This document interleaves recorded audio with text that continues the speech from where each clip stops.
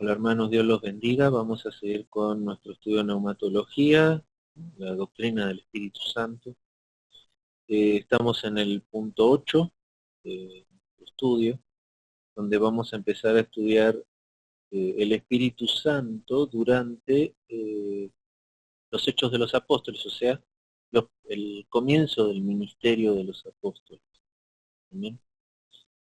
Aquí dice algo importante para comenzar, que en el Nuevo Testamento es donde más se menciona el Espíritu Santo, por razones obvias, es el personaje o la persona de la Trinidad que va a actuar más en este Nuevo Testamento, por eso se lo menciona más. En el Antiguo Testamento fue Yahvé o Jehová obrando directamente, luego viene Jesús, obra Jesús, y Jesús nos envía el Espíritu Santo para que esté con nosotros. Y es el que obra en nosotros primordialmente en este periodo. Entonces, bueno, obviamente, si ustedes buscan en concordancias el Espíritu Santo en el Nuevo Testamento, lo van a encontrar por todos lados. Bueno, y la primera acción del Espíritu Santo es en el Pentecostés, que es derramado sobre todos los apóstoles. Aquí menciona un poco cuáles son las fiestas importantes de los judíos de ese tiempo. Hay 4, aquí repite una en realidad, pero son 4. Que la primera es la fiesta de los panes sin levadura, la Pascua donde obviamente se conmemora la salida del pueblo de Israel de Egipto eh, comiendo el cordero para que la última plaga, la plaga que mata a todos los primogénitos de Egipto, pasara por su puerta y no los afectara a ellos. Luego vienen los primeros frutos de la siega, que lo repite acá abajo, que es la fiesta de los primeros frutos que celebra la siega del trigo, y las fiestas de la semana. Pentecostés, que quiere decir 50 en griegos, que es 50 días después de la fiesta de los primeros frutos, que está acá arriba, donde se celebra la siega del trigo. O sea, el Pentecostés, la fiesta de las semanas, son 50 días después de la fiesta de los frutos. En el día de Pentecostés hicieron 2 panes con levadura que fueron ofrecidos a Dios.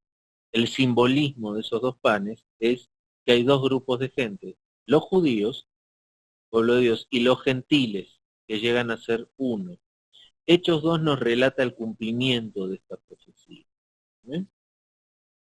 Bueno, entonces, después viene el Espíritu Santo luego del Pentecostés, cuando ya es derramado sobre todos los apóstoles y los 120 que estaban reunidos orando, son llenos del Espíritu Santo. Entonces, el resto del libro de los Hechos, hasta el día de hoy, de esto vamos a hablar a continuación. Vamos a avanzar y dice, punto 9, el Espíritu Santo y el mundo, la gracia común y la gracia eficaz. Entonces vamos a ver las acciones del Espíritu Santo dividido en 2, una gracia común y una gracia eficaz. Punto A, la gracia común. Su carácter. Incluye bendiciones generales para todas las criaturas de Dios, incluyendo el mundo de los animales. Son operaciones generales del Espíritu Santo por las cuales Él mantiene una influencia moral.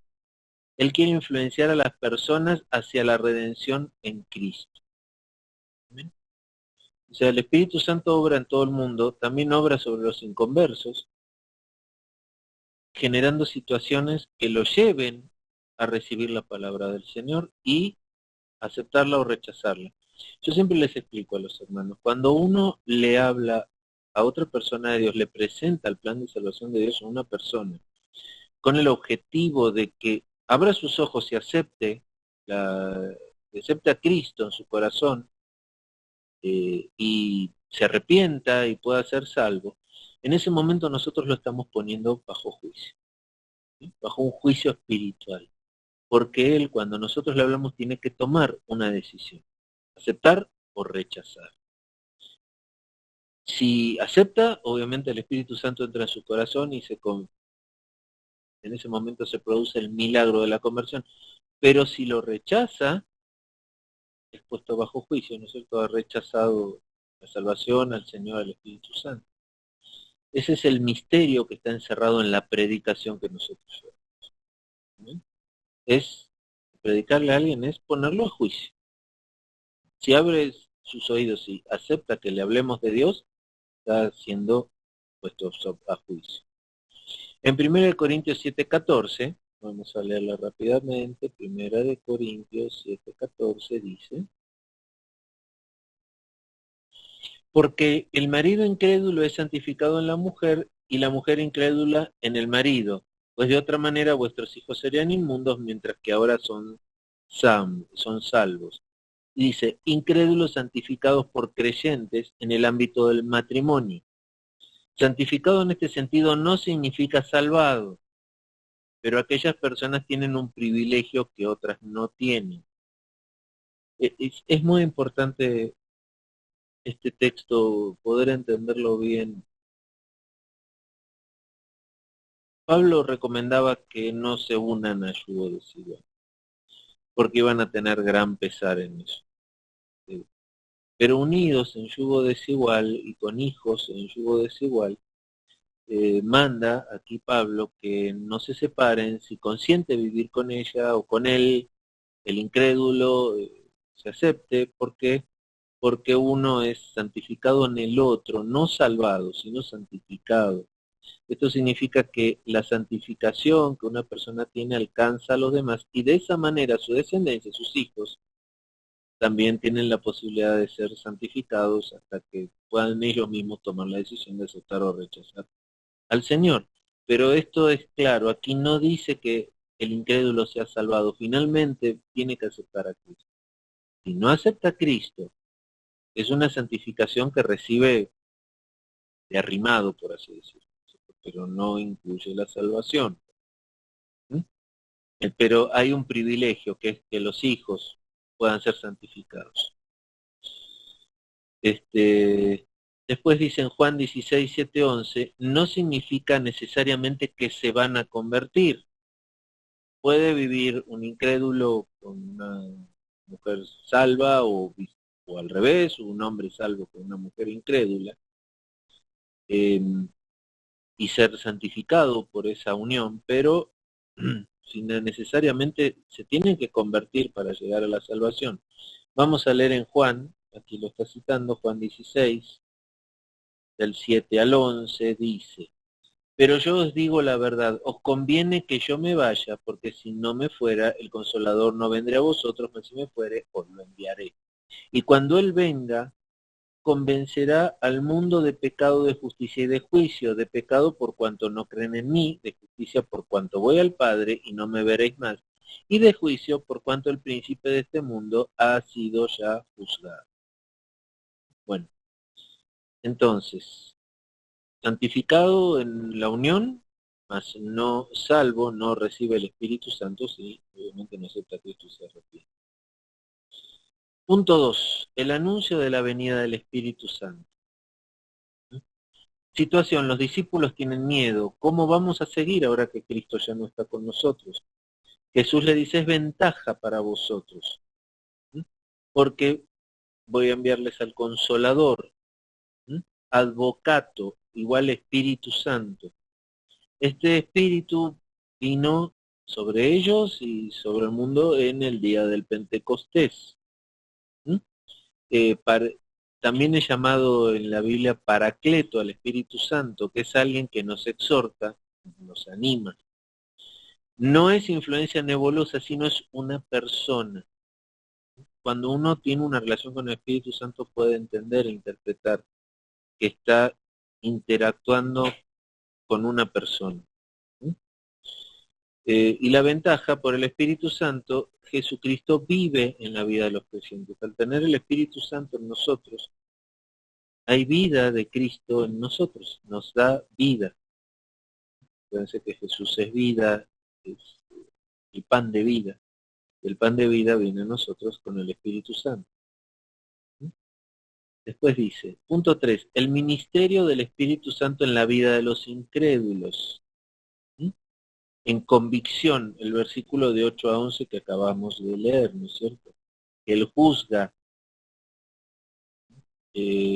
convencerá al mundo de pecado, de justicia, o sea, Él juzga al mundo también. Y eso es lo que le decía en el momento cuando uno le predica a alguien, ¿no? El Espíritu Santo lo está juzgando. Está viendo si abre su corazón o no para entrar en Él o para que definitivamente lo rechace. Entonces dice, Él convencerá al mundo allí donde se predica el Evangelio. Para tomar una decisión hace falta convicción. No son nuestros argumentos, sino la obra convencedora del Espíritu Santo.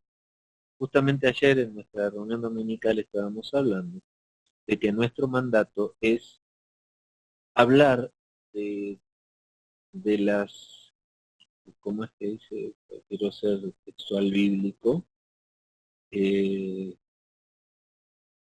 los atributos, no dice los atributos, dice hablar de aquel, de las características de aquel que nos llamó de las tinieblas a la luz. Entonces es nuestro trabajo presentar a Cristo, presentar la obra de Cristo en la historia, en la humanidad y en nuestra vida personal. Y en ese momento es el Espíritu Santo el que convence, si es que le abre su corazón. Aquí hay un problema, porque yo he escuchado a mucha gente que trata de convencer con argumentos filosóficos de vida, hasta con montones de cosas, ¿no es cierto? Y no es esa la tarea del predicador o del que lleva la palabra. Esa es la tarea del Espíritu Santo, la de convencer. Nosotros simplemente le presentamos a Cristo, ¿sí? Las virtudes de aquel que nos llamó de las tinieblas a la luz. Me cayó la palabra. Las virtudes. Nosotros hablamos de las virtudes. El Espíritu Santo hace la obra si es que le abren su corazón. Esto dice que está en Zacarías 4.6. A ver, Zacarías 4.6, ¿qué dice? Vamos a buscarlo rapidito. Zacarías 4.6 dice: entonces respondió y me habló diciendo, esta es la palabra de Jehová a Zorobabel, que dice, no con ejército ni con fuerza, sino con mi espíritu, ha dicho Jehová de los ejércitos. No va a ser con nuestro intelecto, con nuestra elocuencia, con nuestro poder de convencimiento, no, va a ser por su espíritu. Y aquí hace una pregunta, ¿qué significa ser convencido? La verdad es recibida como tal, es verdad. Según el razonamiento humano, locura. Por eso hace falta el Espíritu Santo para convencer. Cuando nosotros le hablemos a alguien, a un incrédulo, de las virtudes de aquel que nos llamó de las tinieblas a la luz, es locura. Pero con la obra del Espíritu Santo se convierte en verdad en la mente de la persona. Y nosotros no podemos hacerlo. Por eso dice, hace falta el Espíritu Santo para convencer. Ejemplo, yo no me preparo, confío enteramente en el Espíritu Santo. Horrible. O sea, miren lo que dice horrible. Hay mucha doctrina por ahí que dice que no hay que estudiar la palabra, porque el Espíritu Santo nos dará que hablar en aquel momento. Sí lo dice la palabra, pero lo dice en situación particular. Lo dice cuando uno es llevado ante las autoridades, cuando uno es puesto a juicio en el mundo, entonces el Espíritu Santo nos dará que hablar. O sea, es un entender de que el Espíritu Santo dará argumentos cuando somos juzgados por él. ¿Cierto? Pero en este caso, que nosotros le hablamos a alguien de Cristo, nosotros tenemos que presentar la verdad clara, con conocimiento. O sea, yo le voy a hablar a alguien de quien conozco íntimamente, que es mi Señor Jesús. Le voy a hablar de las obras que hizo Jesús, no solo en la historia, sino en mi vida. Y de esa manera, de manera clara, concisa, conociendo la palabra, conociendo al Señor, voy a poder hablarle claro a la persona, ¿no es cierto? ¿Por qué? Porque aquí dice que el espíritu es un espíritu de orden. Si yo le voy a hablar a alguien de un Cristo que no conozco, no conozco sus obras, no conozco sus virtudes, sus atributos, no tengo orden en lo que estoy hablando. Voy a empezar a hablar, a inventar de cualquier cosa. Yo he visto mucha gente que le ha predicado a otro diciendo, ven a Cristo, que Cristo te va a sanar, te va a hacer rico, te va a hacer próspero, te va a traer paz. Son verdades a medias, son verdades parciales que Cristo cumplirá si la persona realmente le acepta y camina sus caminos y en un camino de obediencia. ¿Mm?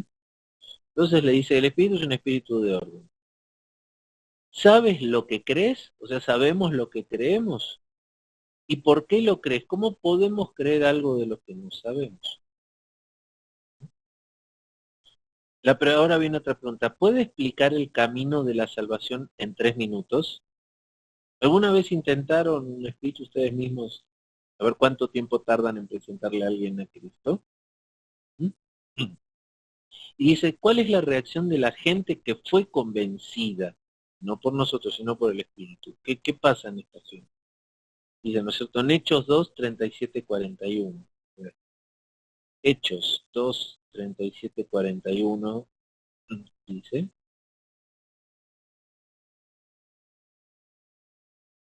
dice así, al oír esto se compungieron de corazón y dijeron a Pedro y a los otros apóstoles, varones hermanos, ¿qué haremos? Pedro les dijo, arrepentíos y bautícese cada uno de vosotros en el nombre de Jesucristo para perdón de los pecados y recibiréis el don del Espíritu Santo. Porque para vosotros es la promesa y para vuestros hijos y para todos los que están lejos, para cuantos el Señor nuestro Dios llamare. Y con muchas palabras testificaba y exhortaba diciendo, sed salvos de esta perversa generación. Así, los que recibieron su palabra fueron bautizados y se añadieron aquel día como 3.000 personas. Híjole, ojalá pudiéramos nosotros hoy en día en este mundo corrompido, torcido, poder hablarles y que como 3.000 personas se conviertan. Pero bueno, después dice Hechos 16:30. Dice, ¿qué debemos hacer? Y sacándoles les dijo, señores, ¿qué debo hacer para ser salvo? ¿Mm? Esa es una reacción de alguien que fue tocado por el Espíritu Santo, ¿no? Que luego de que uno le pide, ¿y qué tengo que hacer? ¿Qué tengo que hacer para yo tenerlo, para yo recibirlo? Esa es una señal de que fue convencido, que el Espíritu Santo está obrando en su vida. Ahora, la pregunta es, ¿de qué convence el Espíritu Santo? Punto A, del pecado. El pecado básico es no confiar en Jesucristo. Eh, Miren, muchas veces cuando uno le predica a alguien y le dice es necesario arrepentirse para conocer a Cristo, dice, ¿yo de qué me tengo que arrepentir? Si yo soy más bueno de todos, nunca le hice mal a nadie, nunca hice nada. Bueno, la respuesta es el arrepentimiento viene de haber vivido pecado. Ese es el verdadero arrepentimiento que el Espíritu Santo le pone a la gente cuando abre su corazón, ¿no es cierto? Es lo primero que les aparece. Es como una luz que llega a su mente y decir, hijo, estuve mal, estuve muy mal en mi vida. Después dice pecado básico, después paraíso, rebelión, nada de la falta de confianza en la palabra de Dios, ataque frontal a la credibilidad de Dios. ¿Cierto? O sea, se dan cuenta de ese pecado, de que nunca confiaron en la palabra de Dios, nunca les interesó, ¿no es cierto? Se quedaron siempre con lo que oyeron, por ahí, en cualquier lado, con cualquier cosa mística, rara. Dice la palabra que en estos tiempos tienen comezón de oír. Eso le pasó a Pablo cuando fue llevado al Areópago, en Atenas, para que le hablara a los filósofos. Tenían comezón de oír, querían ver qué cosa nueva trae este cuate. No, vamos a escucharlo, con qué cosa nueva se sale. Pero finalmente cuando llegó Pablo a hablar de la resurrección, no, ahí ya que no creían en la resurrección. Lo que quiere decir que su mente se interpuso en la obra del Espíritu Santo y ninguno de ellos abrió su corazón y recibieron el don del Espíritu. Al ser filósofos encumbrados, su ego pudo más. ¿Mm? Ejemplo, Israelitas que no llegaron a la tierra prometida. Desobediencia que tenía su base en la falta de fe en Dios. No confiaban en Dios, confiaban en ellos mismos. Entonces no pudieron entrar en la tierra prometida.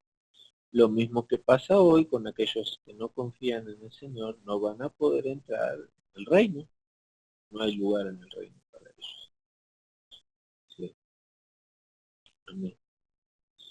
Falta de fe es la característica del mundo de hoy. No queremos que éste reine sobre nosotros. El mundo quiere ser autónomo, autosuficiente e independiente. ¿Mm? El mundo no quiere someterse a la voluntad de Dios. Miren, un ejemplo que tuve que platicar esta semana, ¿no?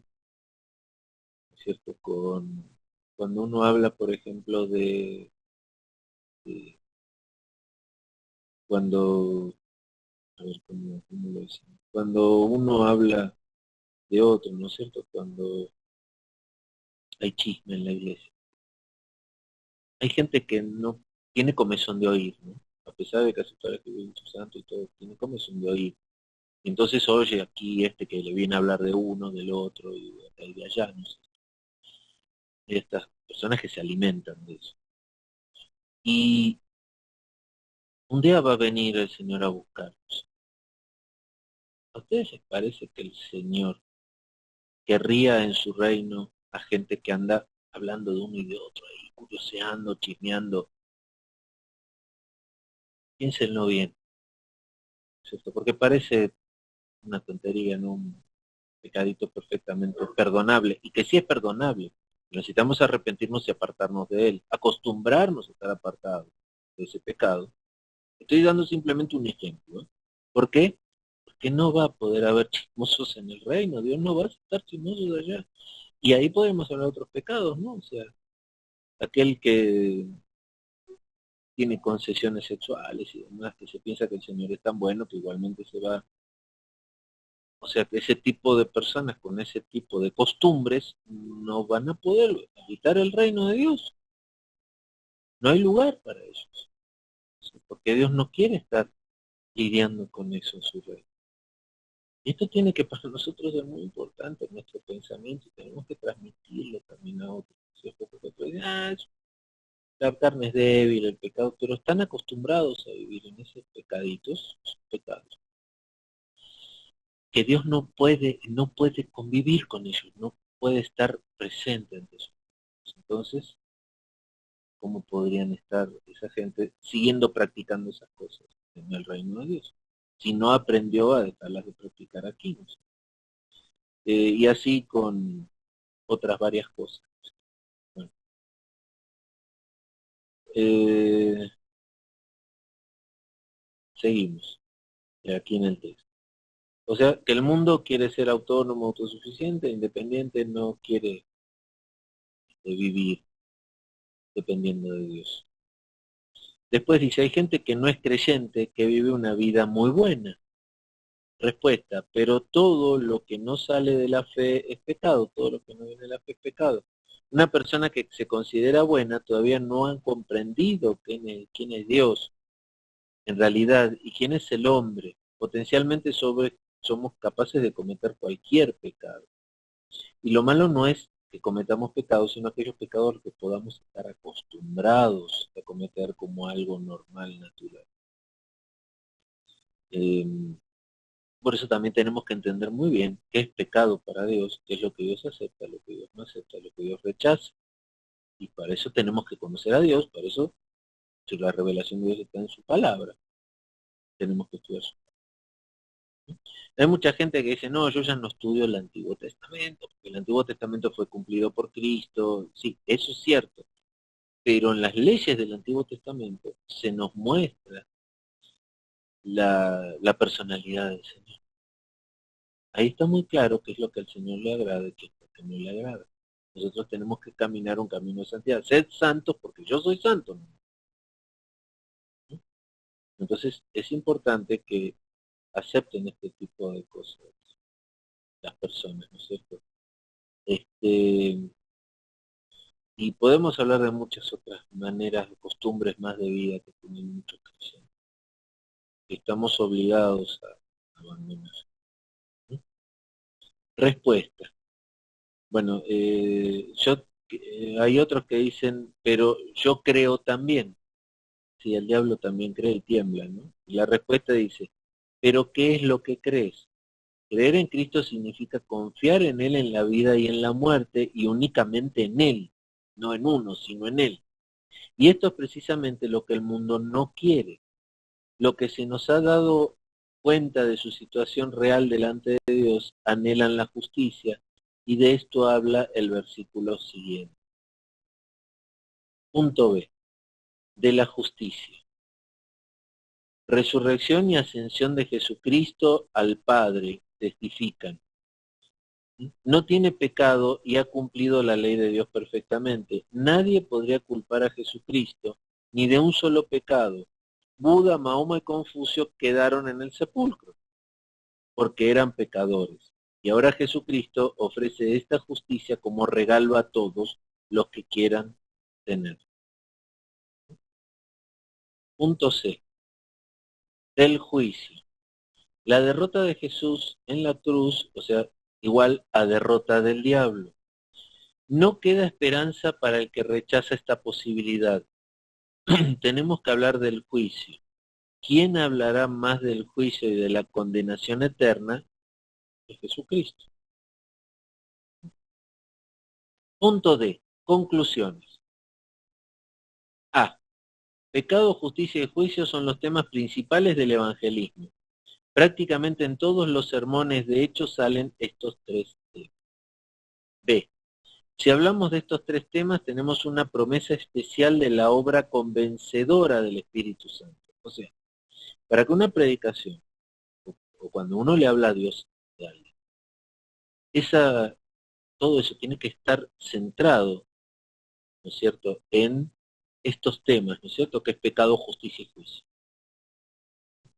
Son los temas principales del evangelismo. ¿Por qué? Porque si hablamos de estos temas, tenemos la promesa de la obra convencedora del Espíritu Santo. Le abrimos la puerta a que el Espíritu Santo pueda hablar. Pero si nosotros le hablamos de otros temas que no son estos, en una tarea evangelística, le atamos las manos al Espíritu Santo, a la obra convencedora del Espíritu Santo. ¿Sí? Punto C. Si salimos para evangelizar confiando en nuestra capacidad de hacerlo, fracasaremos. Debemos confiar en la capacidad del Espíritu Santo de convencer. Es la diferencia entre vendedor de aspiradoras y evangelista. Vendedor usa únicamente la lógica, técnicas de ventas, manipulación. El evangelista no debería usar nada de todo esto. Habla la verdad y sabe que a menos que el Espíritu obre, nadie será convencido. Infelizmente, muchos evangelistas de hoy confían más en sus técnicas de venta que en otra cosa. Nunca debemos manipular a la gente. De lo contrario, tendremos conversiones que carecen de realidad. Esto nos libra de la presión de ser el responsable de los resultados. Testificamos en el poder del Espíritu Santo y dejamos los resultados al Señor. ¿Bien? Testificamos en el poder y dejamos los resultados al Señor. Miren, yo he visto muchas iglesias de muchos lados donde tienen mecánicas, ¿no es cierto? Tienen, ¿cómo decir? Argumentos, tienen, como esto de los 12 discípulos, que hubieron muchos por ahí, o sea, tienen, tienen término para ser exacto, métodos, ahí está, hay métodos, enseñan métodos, ¿no es cierto? Haces A, sale B, dices C, sale D. Y yo siempre les digo, Dios no es método, Dios es poder. El Espíritu Santo no es método, es poder. Ni siquiera nosotros tenemos un método de evangelizar, no tenemos, solo hablamos de Cristo, por medio del amor que tiene con nosotros y cómo lo conocemos y la obra que Él ha hecho, lo convencidos que estamos de la obra que Él ha hecho. Pero no seguimos un método, ¿cierto? Yo personalmente creo que los métodos no son de Dios.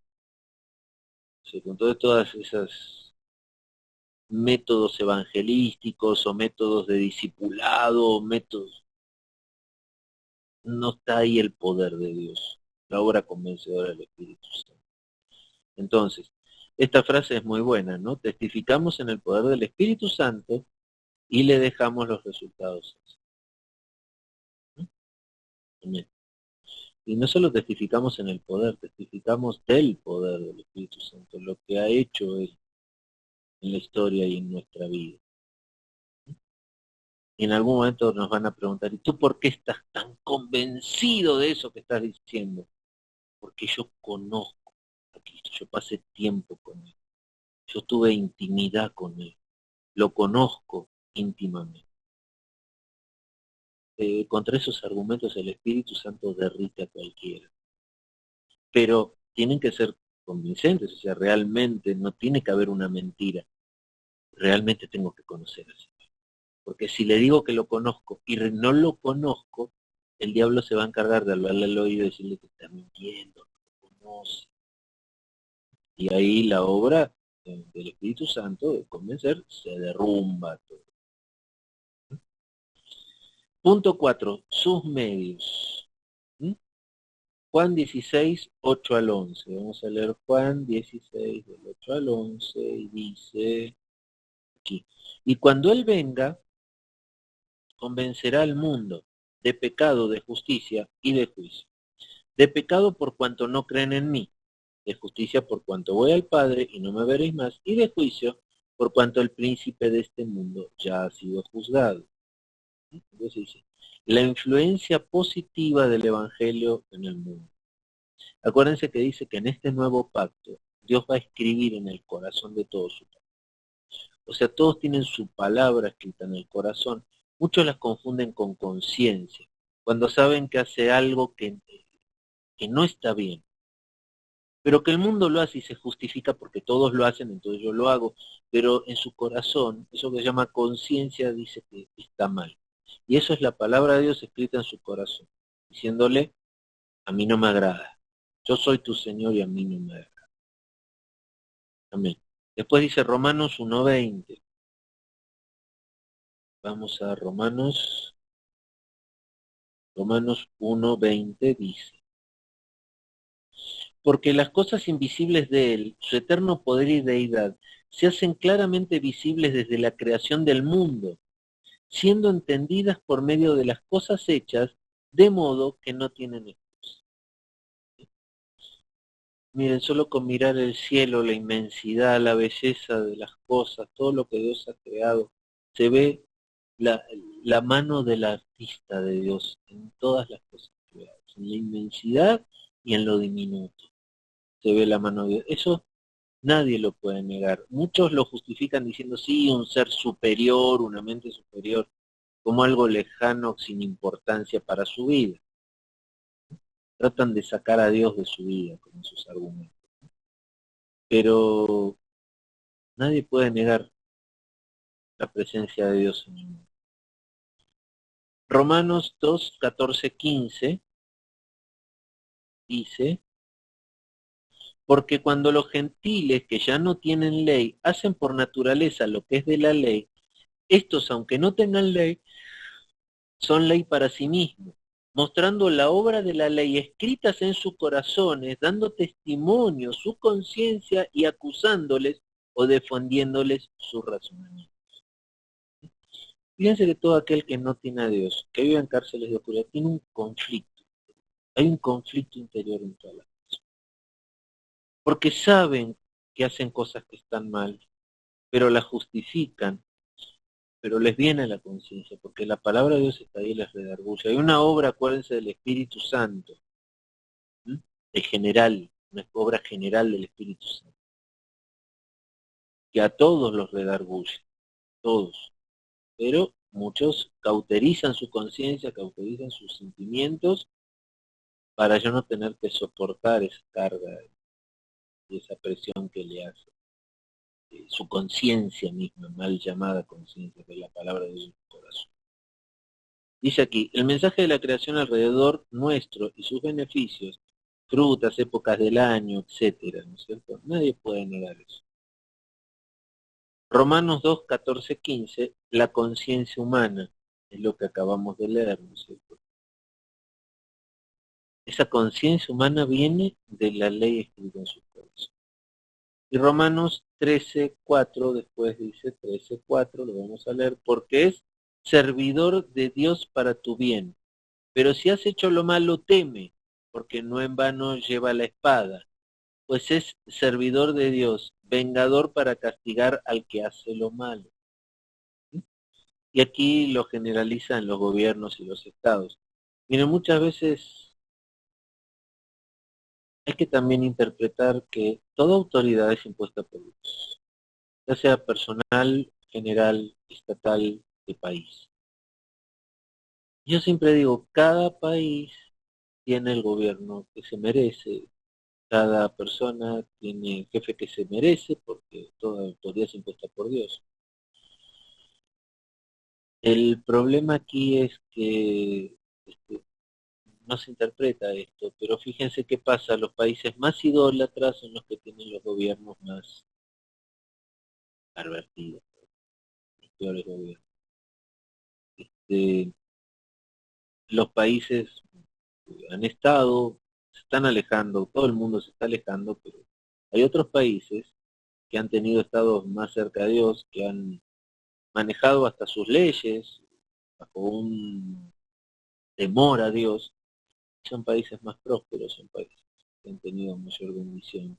Dios está, el Espíritu Santo obra en todo el mundo. Hay una obra general del Espíritu Santo en todo. Seguimos con el punto 5, dice sus resultados. Segunda de Pedro 3:9,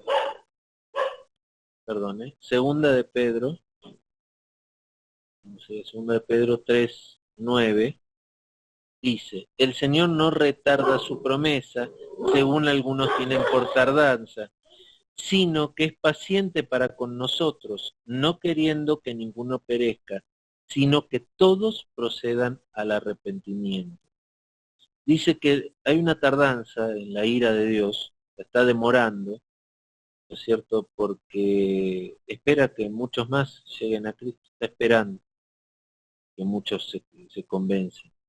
O sea que el juicio final todavía está en el futuro, todavía no vino, ¿no es cierto? Y cuando la palabra de Dios habla de la ira de Dios, habla muy especialmente del periodo de la gran tribulación, esos 7 años, que las cosas van a estar realmente muy mal.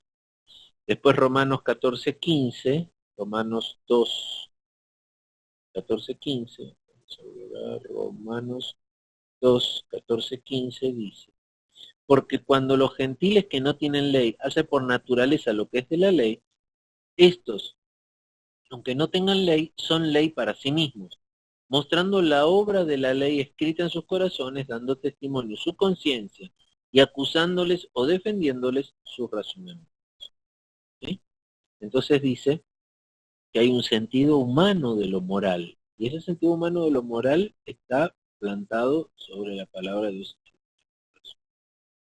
Y ahora vamos a hablar de la gracia eficaz. Acuérdense que la primera, que yo la llamé un par de veces general, ¿sí?, que es su carácter, la gracia común, bueno, la gracia general, la gracia común, la obra general del Espíritu Santo, es el punto 1, y ahora estamos entrando en el punto 2, que es la gracia eficaz, punto B. ¿Sí? Y dice, la gracia eficaz es la gracia salvadora, es decir, la que lleva a la salvación y que por lo tanto solamente se aplica a los creyentes. ¿Sí? Automáticamente se aplica a aquel que cree. ¿Sí? Entonces dice, su carácter, el carácter de la gracia eficaz. Juan 6:37, Juan 6:37 dice, todo lo que el Padre me da vendrá a mí y al que a mí viene no le echo fuera. La gracia eficaz causa en los hombres desear su salvación y buscarla. Estuvimos estudiando la semana pasada, los estudios de los miércoles de la congregación, justamente, un poco de la historia de San Agustín de Hipona, ¿sí? justamente es el ejemplo ideal para ver esto, porque Agustín de Hipona, el San para nuestra gente, sí es santo porque tuvo salvación, igual que nosotros. San Agustín de Hipona primero vivió una vida licenciosa apartada de Dios, pero él toda su vida estuvo buscando la verdad, buscando desesperadamente la verdad. Pasó por algunas sectas heréticas buscando la verdad. Y todo el que persevera buscando la verdad se encuentra con Dios.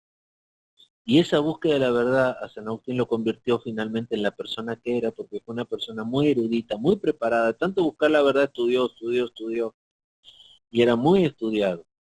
Y fue de gran poder entre los padres de la iglesia.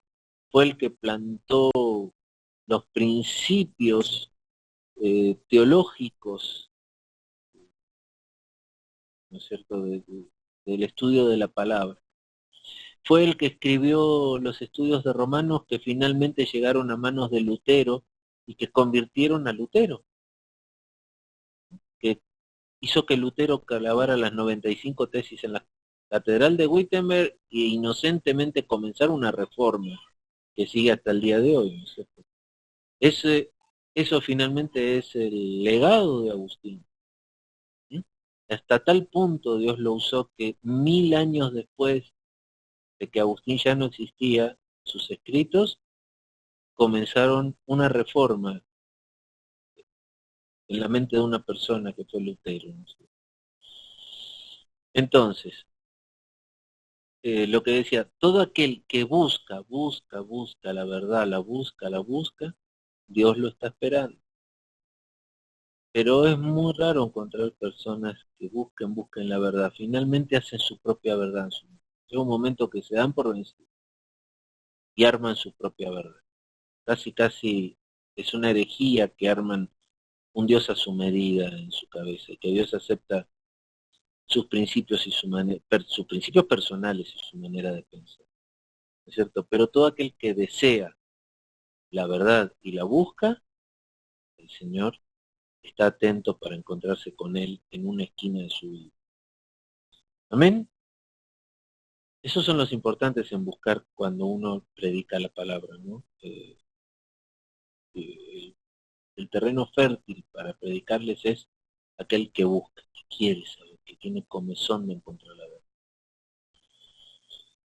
Según el próximo punto menciona 2 Tesalonicenses 2, vamos a ir a 2 Tesalonicenses 2, 13 y 14, y dice: pero nosotros debemos dar siempre gracias a Dios respecto a vosotros, hermanos amados por el Señor, de que Dios os haya escogido desde el principio para salvación, mediante la santificación por el Espíritu y la fe en la verdad, a lo cual os llamó mediante nuestro Evangelio para alcanzar la gloria de nuestro Señor.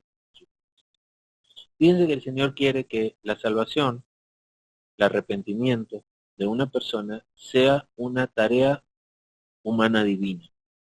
Que hay participación humana y participación divina.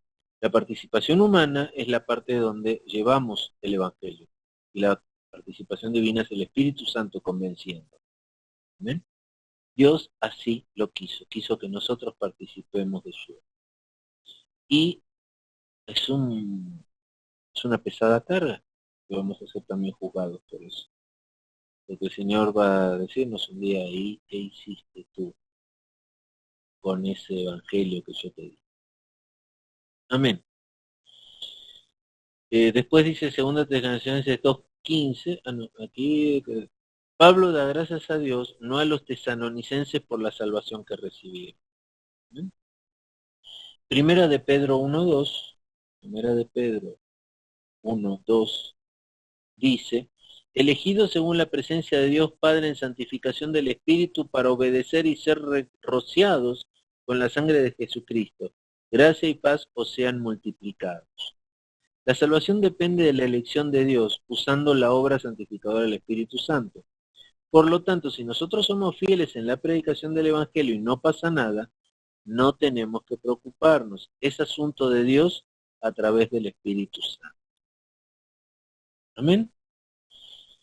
Perdón, no he visto si alguien en algún momento hizo alguna pregunta. No tengo preguntas por el momento. Seguimos. Dice, sus medios, los medios que utiliza. Romanos 10, 14, 15. Romanos 10, 14 y 15 dice, ¿cómo pues invocarán aquel en el cual no han creído? ¿Y cómo creerán en aquel de quien no han oído? ¿Y cómo irán sin haber quien les predique? ¿Y cómo predicarán si no fueren enviados? Como está escrito, cuán hermosos son los pies de los que anuncian la paz, de los que anuncian las buenas nuevas. Esto es algo que hemos hablado también bastante en estos días, ¿no es cierto? El hecho de que nuestro mensaje es de paz, nuevas buenas, de esperanza, no es un mensaje de mostrar la maldad del hombre, cómo el hombre persigue al hombre y demás, ¿no es cierto? O sea, es otro el mensaje que tenemos, es de paz, de esperanza. Si llevamos un mensaje diferente, el Espíritu Santo no va a poder obrar, ¿eh? Porque tenemos que predicar, ¿qué dice? Las buenas nuevas, los que anuncian la paz, de los que anuncian buenas nuevas. ¿Sí? Y nuestro mandato es anunciar la paz y las buenas nuevas, esperanza y vida eterna. Entonces, dice la proclamación del Evangelio. Ese es el Evangelio, ese es el mensaje de Jesús para el mundo. Juan 16, 7 y 11, de 7 al 11, 7 al 11 aquí. Dice, pero yo os digo la verdad, os conviene que yo me vaya, porque si no me fuera, el Consolador no vendría a vosotros, mas si me fuere, os lo enviaré. Y cuando Él venga, convencerá al mundo de pecado, de justicia y de juicio. De pecado por cuanto no creen en mí. De justicia por cuanto voy al Padre y no me veréis más. Y de juicio por cuanto el príncipe de este mundo ya ha sido juzgado. Amén. Entonces, bueno, ver arriba, porque ya habíamos hablado justamente de este punto. Aquí, Juan 6:37, aquí estaba, ¿no? Ya lo hemos hablado anteriormente.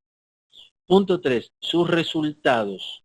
Vimos primero su carácter, sus medios y ahora sus resultados. Juan 3:3 dice, respondió Jesús y le dijo, de cierto te digo, que el que no naciere de nuevo no puede ver el reino de Dios. Entonces, el nuevo nacimiento, obrado por el Espíritu Santo. De esto vamos a hablar ahora, el nuevo nacimiento. Punto 10. El Espíritu Santo y la regeneración. Hay distintas posturas respecto a la regeneración.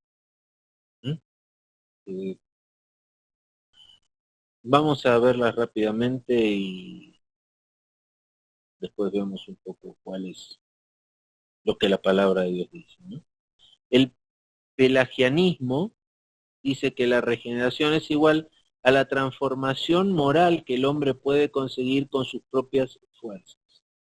O sea, el pelagianismo, obviamente es una secta herética, dice que es por nuestras propias fuerzas que se puede conseguir, que uno puede tener una elevación moral por su propio entendimiento y razonamiento, ¿no? El catolicismo romano. Bueno, al estudiar la historia de la iglesia se dan cuenta que el catolicismo romano es casi una continuación del pelagianismo, ¿no? Dice el catolicismo romano, se acerca al semipelagianismo. Enseña que por el bautismo el hombre es regenerado, pero esta regeneración se puede perder, por ejemplo, por un pecado mortal. El principio del pelagianismo era una fe por obras. Las obras alcanzan la salvación. Ustedes saben que en el catolicismo romano hay mucho de eso, ¿no? Es una fe por obras. El hombre necesita hacer determinadas cosas para seguir manteniéndose salvo, como ir a misa todos los domingos, etc. Punto 3, los anglicanos. Esta de los anglicanos es la iglesia de Inglaterra, ¿no es cierto? Hay básicamente dos grupos de anglicanos. El uno se acerca prácticamente a la postura católica. El otro grupo es más bien evangélico en sus afirmaciones. El bautismo no regenera. El bautismo en realidad es una demostración externa de la fe que ha aceptado. Punto 4. Los luteranos. El bautismo es el medio común, pero no imprescindible de la regeneración. A veces una persona nace de nuevo solamente por la palabra de Dios, aparte del bautismo. Uno puede perder la salvación, pero luego conseguirla de nuevo. Miren, no vamos a discutir el tema de perder la salvación. La gente principalmente, muchas corrientes evangélicas de hoy en día piensan que la salvación no se puede perder, y no vamos a discutir eso, pero hay algo que sí es clarísimo en la Biblia, que no se puede conseguir la salvación dos veces. Si hubiera una pérdida de salvación, no se puede reconseguir porque dice que haríamos de nuevo a Cristo colgarlo de la cruz. Y Cristo murió una sola vez por todos los pecados. Si una persona fuera limpiado de pecados por recibir la salvación de Cristo y luego decide apartarse, perderla y volver al pecado, ya no hay un segundo sacrificio para limpiar sus pecados. Punto 5. Los arminianos. La regeneración ni es exclusivamente obra de Dios ni obra del hombre. El hombre solo tiene que aceptar lo que Dios ofrece. No creen en la gracia irresistible. Ninguna de estas posturas es bíblicamente correcta. Ahora vamos a investigar lo que la Biblia realmente enseña al respecto. Punto B. El significado de la regeneración. El término regeneración, palingenesia, se encuentra dos veces en el Nuevo Testamento. En Mateo 18, de 19:28. Es decir, Mateo 19:28 dice: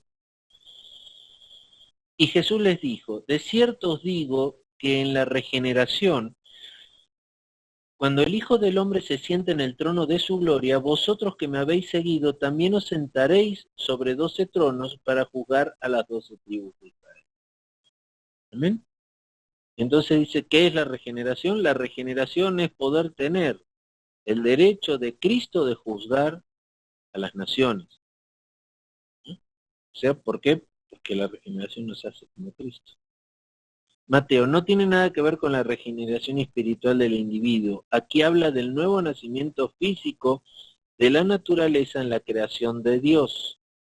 Romanos 8, 21, 23. Romanos 8, 21 y 23 dice, porque también la creación misma será libertada de la esclavitud de corrupción a la libertad gloriosa de los hijos de Dios. Porque sabemos que toda la creación gime a una, y esto con dolores de parto hasta ahora. Y no solo ella, sino también nosotros mismos que tenemos las primicias del Espíritu Santo. Nosotros también gemimos dentro de nosotros mismos, esperando la adopción, la redención de nuestro cuerpo.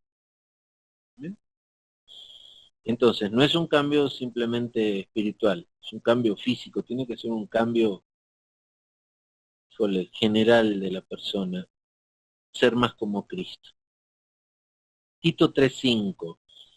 Anakainoseos neumatos, ajai. Parece ser la explicación del término lautrou palegenesias, perdón. Se refiere al comienzo de la nueva vida en el cristiano individual. A ver, Tito 3:5, ¿qué dice? Tito 3:5 dice, nos salvó no por obras de justicia que nosotros hubiéramos hecho, sino por su misericordia, por el lavamiento de la regeneración, por la renovación del Espíritu Santo. La misma idea, pero con otras palabras, se encuentran en su mayoría en los libros del apóstol Juan y comprenden las siguientes palabras. Genao, miren en dónde está, Juan 1:13, 3, del 3 al 8, primera de Juan 2:29, 3:9, 4:7, se los dejo para que luego lo lean, que esta genao es igual a nacer, ser engendrado. La otra palabra es anagenao, que está en primera de Pedro 1:3, 23, que es nacer de nuevo. Otra es apokeo, hueo, que está en Santiago 1:18, que es nacer. En Efesios usa kitzo, que quiere decir crear. En 2 Corintios 5:17 y en Gálatas 6:15 utiliza kainek kistis, que quiere decir igual a nueva criatura. En Efesios 2:5 y Colosenses 2:13 usa la palabra sopoieo, perdón, son difíciles estas palabras, que quiere decir dar vida, hacerse vivo, hacer vivo. Estos términos nos aclaran las siguientes características del nuevo nacimiento. 1. La regeneración es obra creativa de Dios. El hombre es totalmente pasivo en ello. No existe cooperación humana alguna. La salvación es totalmente de Dios. Amén. La obra creativa de Dios produce vida nueva. En esta vida nueva el hombre comparte la vida de la resurrección de Cristo. Es hecha, por lo tanto, una nueva criatura. Dos elementos tienen que ser distinguidos: la generación de nueva vida y la manifestación de esta nueva vida. Una vez plantada la nueva vida en el alma por la regeneración, este nuevo principio se pone a obrar por sí mismo. Definición: la regeneración es el cambio instantáneo de la muerte espiritual a la vida espiritual, causado por la regeneración por parte de Dios a través del Espíritu Santo. Punto D. ¿Cuál es la necesidad de la regeneración? Punto 1. La situación de la humanidad. Efesios 2:1 dice: y Él nos dio vida a vosotros, cuanto estabas muertos en vuestros delitos y pecados. Dice, antes de nacer de nuevo una persona está muerta en sus pecados. Colosenses 1:21. Vamos a ir a Colosenses 1:21. Dice, y vosotros también, que erais en otro tiempo extraños y enemigos en vuestra mente, haciendo malas obras, ahora os ha reconciliado. Dice, antes de nacer de nuevo, una persona es enemigo de Dios. Efesios 4:18-19. A ver, Efesios 4:18-19 dice, teniendo el entendimiento entenebrecido, ajenos de la vida de Dios por la ignorancia que en ellos hay, por la naturaleza de su corazón, los cuales después que perdieron toda sensibilidad, se entregaron a la lascivia para cometer con avidez toda clase de impurezas. Entonces dice, el hombre natural está ciego y tiene el corazón duro, de piedra, dice la palabra de Dios. Efesios 2:13 dice, pero ahora en Cristo Jesús, vosotros que en otro tiempo estabas lejos, habéis sido hechos cercanos por la sangre de Cristo. O sea, el que no acepta a Cristo está lejos de Dios. Ahora Romanos 6:20 dice, porque cuando erais esclavos del pecado, erais libres acerca de la justicia. O sea que es esclavo del pecado el que no conoce a Cristo. Primera de Juan 3:8-10. Primera de Juan 3, del 8 al 10 dice, el que practica el pecado es el diablo, porque el diablo peca desde el principio. Para esto apareció el Hijo de Dios, para deshacer las obras del diablo. Todo aquel que es nacido de Dios no practica el pecado, porque la simiente de Dios permanece en él y no puede pecar, porque es nacido de Dios.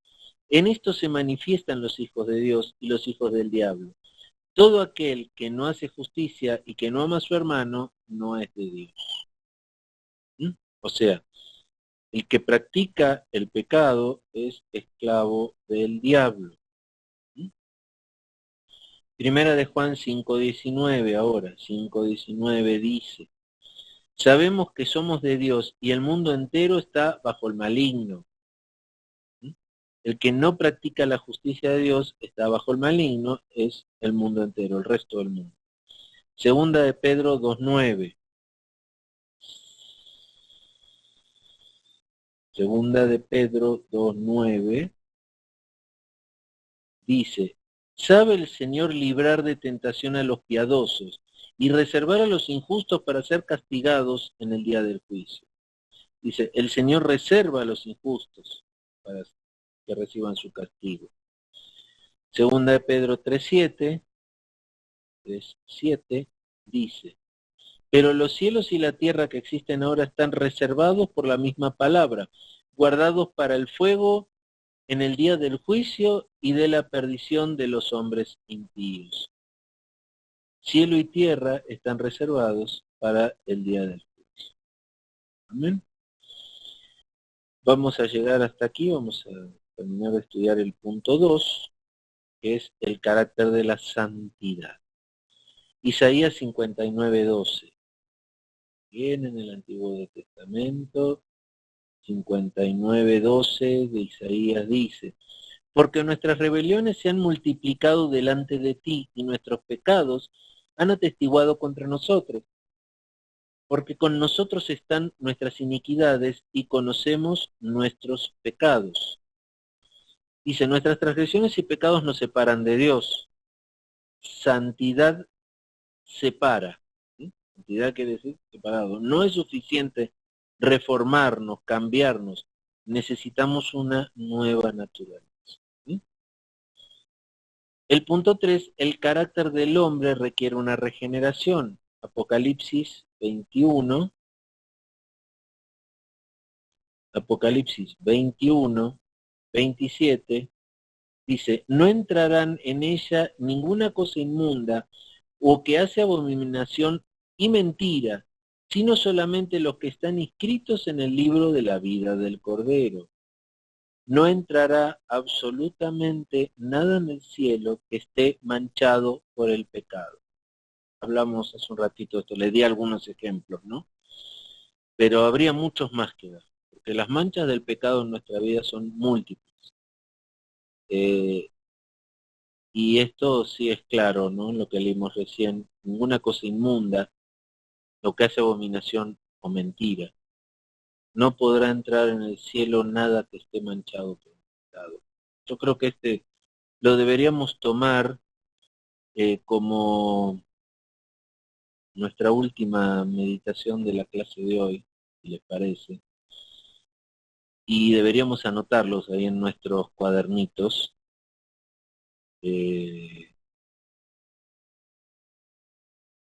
¿No es cierto? Y leerlo varias veces antes de irnos a dormir. Esta frase, no entrará absolutamente nada en el cielo que esté manchado por el pecado. El Espíritu Santo nos limpia de pecado, nos santifica, pero nosotros nos esforzamos por mancharnos y en arrepentimiento de esas manchas el Espíritu Santo no las puede volver a limpiar. No quiere decir que no nos vamos a ir manchando, pero cada vez que nos manchamos tenemos que ir limpiándonos por la obra de el Espíritu Santo en nuestra vida, por el arrepentimiento que tenemos. Pero algunos me podrán preguntar, ¿y yo cómo puedo saber que pequé? Miren, dice que tenemos el Espíritu Santo y el Espíritu Santo nos redarguye y nos da convicción de pecado. O sea que eso depende mucho de nuestra relación con el Espíritu Santo. ¿Cómo está nuestra relación?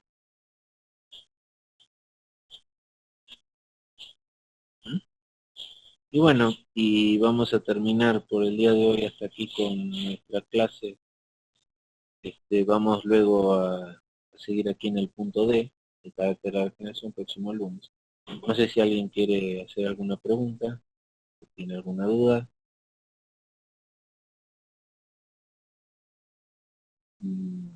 Parece que no, por lo tanto, si me permiten, voy a detener la grabación. Ya guardarla, va a tardar un momentito en guardarse. Me van